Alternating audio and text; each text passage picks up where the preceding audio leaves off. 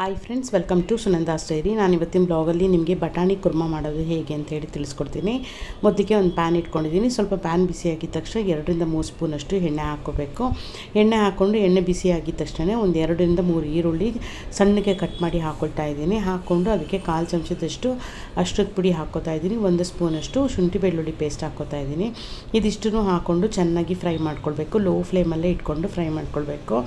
ಅದರದ್ದು ಶುಂಠಿ ಬೆಳ್ಳುಳ್ಳಿ ಸ್ಮೆಲ್ಲೆಲ್ಲ ಹೋಗೋವರೆಗೂ ಚೆನ್ನಾಗಿ ಫ್ರೈ ಮಾಡಿಕೊಂಡು ಇದರಲ್ಲಿ 2 ಹಸಿಮೆಣಸಿನ್ಕಾಯಿ ಹಾಕ್ಕೋತಾ ಇದ್ದೀನಿ, 1 ಟೊಮೆಟೊ ಹಾಕ್ಕೋತಾ ಇದ್ದೀನಿ.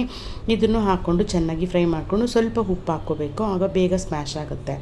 ಉಪ್ಪು ಹಾಕ್ಕೊಂಡು ಇದನ್ನು ಚೆನ್ನಾಗಿ ಫ್ರೈ ಮಾಡ್ಕೊಳ್ಬೇಕು. ಫ್ರೈ ಮಾಡಿಕೊಂಡು ಒಂದೇ 1 ನಿಮಿಷ ಲಿಡ್ನ ಕ್ಲೋಸ್ ಮಾಡಿಟ್ರೆ ಬೇಗನೆ ಅದು ಟೊಮೆಟೊ ಎಲ್ಲ ಸ್ಮ್ಯಾಶ್ ಆಗಿಬಿಡುತ್ತೆ. ಇದು ಓಪನ್ ಮಾಡಿ ಲಿಡ್ಡನ್ನು ಮತ್ತೆ ಇದನ್ನು ಚೆನ್ನಾಗಿ ಫ್ರೈ ಮಾಡ್ಕೊಳ್ಬೇಕು. ಚೆನ್ನಾಗಿ ಫ್ರೈ ಮಾಡಿಕೊಂಡು ನಾನು ಇದಕ್ಕೆ ಒಂದು ಅರ್ಧ kg ಬಟಾಣಿನ ಬಿಡಿಸಿಟ್ಕೊಂಡು ಕ್ಲೀನ್ ಮಾಡ್ಕೊಂಡಿದ್ದೆ. ಆ ಬಟಾಣಿನ ಹಾಕ್ಕೋತಾ ಇದ್ದೀನಿ. ಬಟಾಣಿ ಹಾಕ್ಕೊಂಡು ಇದನ್ನು ಚೆನ್ನಾಗಿ ಹಾಕ್ಕೊಂಡು ಚೆನ್ನಾಗಿ ಫ್ರೈ ಮಾಡ್ಕೋಬೇಕು. ಫ್ರೈ ಮಾಡ್ಕೊಂಡು ಮತ್ತೆ ಕ್ಲೋಸ್ ಮಾಡಿ ಲಿಡ್ನ ಇಟ್ಟರೆ ಒಂದು ನಿಮಿಷ ಹಾಗೆ ಬೇಯಕ್ಕೆ ಹಬೆನಲ್ಲೇ ಸ್ವಲ್ಪ ಚೆನ್ನಾಗಿ ಬೆಂದೋಗ್ಬಿಡುತ್ತೆ. ಮತ್ತು ಲಿಡ್ಡನ್ನು ಓಪನ್ ಮಾಡಿ ಇನ್ನೊಂದು ಸಲ ಚೆನ್ನಾಗಿ ಕಲಿಸ್ಬೇಕು. ಚೆನ್ನಾಗಿ ಕಲಿಸ್ಬಿಟ್ಟು ಇದಕ್ಕೆ 2 ಸ್ಪೂನಷ್ಟು ಚಿಲ್ಲಿ ಪೌಡರು, 2 ಸ್ಪೂನಷ್ಟು ಧನಿಯಾ ಪೌಡರ್ ಹಾಕ್ಕೊಳ್ತಾ ಇದ್ದೀನಿ.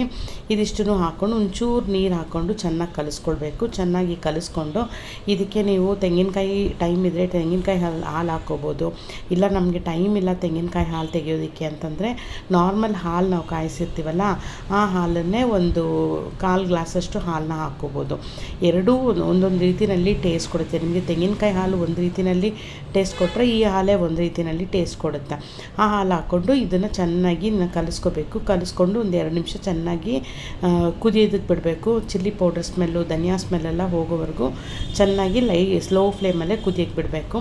ಉಪ್ಪು ಕರೆಕ್ಟಾಗಿದೆಯಾ ಅಂತ ನೋಡಿಕೊಂಡು ಒಂದ್ಸಲ ಲಿಡ್ನ ಕ್ಲೋಸ್ ಮಾಡಿಬಿಟ್ಟು ಮತ್ತೆ ಇನ್ನೊಂದು 2 ನಿಮಿಷ ಬೇಯಕ್ಕೆ ಬಿಡಿ.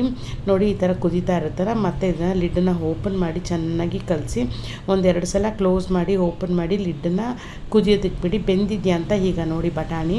ಅಕಸ್ಮಾತ್ ಬಟಾಣಿ ಇನ್ನೂ ಬೆಂದಿಲ್ಲ ಅಂತಂದರೆ ಮತ್ತೆ ಇನ್ನೊಂದು 5 ನಿಮಿಷ ಬೇಯೋದಕ್ಕೆ ಬಿಟ್ಬಿಡಿ ಇದನ್ನು.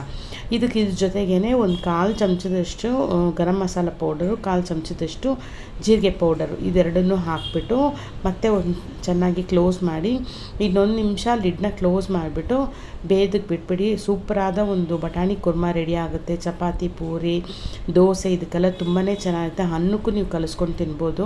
ನೀವು ಒಂದು ಸಲ ಟ್ರೈ ಮಾಡಿ ನೋಡಿ ಫ್ರೆಂಡ್ಸ್, ನಿಮಗೂ ತುಂಬಾ ಇಷ್ಟ ಆಗುತ್ತೆ. ನಿಮಗೆ ವ್ಲಾಗ್ ಇಷ್ಟ ಆಗಿದ್ದರೆ ಲೈಕ್ ಮಾಡಿ, ಶೇರ್ ಮಾಡಿ, ಮತ್ತೆ ಸಬ್ಸ್ಕ್ರೈಬ್ ಮಾಡಿ. Thank you.